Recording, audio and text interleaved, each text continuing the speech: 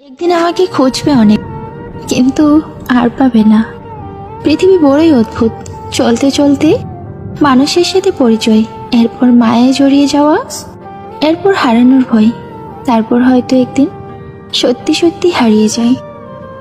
Block করে দিলেই যদি সব ভুলে যাওয়া যেত, ডিলিট করে দিলেই যদি সব মুছে ফেলা যেত, তাহলে যন্ত্রণাগুলো এত ভারী হতো না। একটা সত্যি কথা কি জানেন, কখনো কারো খারাপ চাইনি, সবাইকে ভালো রাখার চেষ্টা করেছি, তবুও আমি সবার গল্পে খারাপ হয়ে গেছি। প্রিয়, যদি কখনো সুইসাইড করি, মাফ করে দিও, বুঝে নিও আর কোনো উপায় ছিল না।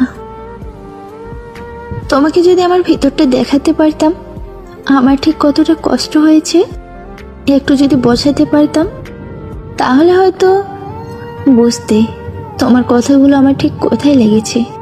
তবে একটা কথা মনে রেখো, তুমি আমাকে হাজারভাবে কষ্ট দিলেও আমি তোমারই থাকবো, কখনো তোমাকে ছেড়ে যাব না। তুমি যদি আমাকে কষ্ট দিতে দিতে মেরেও ফেলো, তাও আমি মরতে রাজি। প্রিয়, তুমি যদি ভালো থাকো অন্যের ভালোবাসায়, তাহলে আমিও ভালো থাকবো তোমার ভালো থাকায়।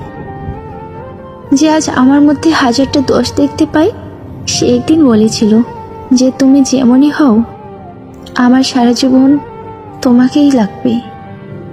ভালোবাসার থেকেও কঠিন কি জিনিস, ভালোবাসার থেকেও কঠিন জিনিস কি জানো? মায়া।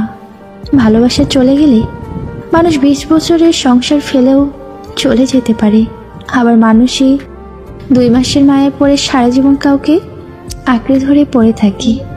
ভালোবাসার শেষ আছে, কিন্তু মায়া চিরন্তর। যার সাথে তুই ভালো আছিস তাকে নিয়ে তুই থাক, চিন্তা করিস না তোর সুখের মাঝে কোনোদিন আসবো না। কখনো কাউকে কথা বলার জন্য বারবার অনুরোধ করার দরকার নেই, কারণ যার কাছে তোমার সত্যিকারের মূল্য থাকবে, সে হাজার ব্যস্ততার মাঝেও তোমাকে সময় দেবে। মন আর কপাল কখনো একসাথে থাকতে পারে না, তাই তো যে মনে থাকে সে কপালেই থাকে না। তুমি আমার চোখে এক অন্যরকম অনুভূতি, যে অনুভূতি শুধু আমি তোমার কাছ থেকেই পাই।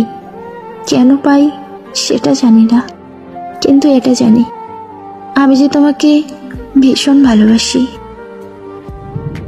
মেসেজ দেখেও রিপ্লাই না দেওয়াটা অবহেলা, মেসেজ করে রিপ্লাই না পেয়ে বারবার মেসেজ চেক করাটা হলো ভালোবাসা।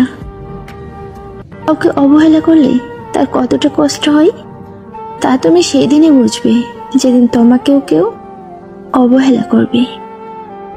কি অদ্ভুত তাই না, এত ভালোবেসেও তোমাকে আমি পাবো না, অথচ কেউ একজন সাধনা ছাড়া তোমাকে পেয়ে যাবে।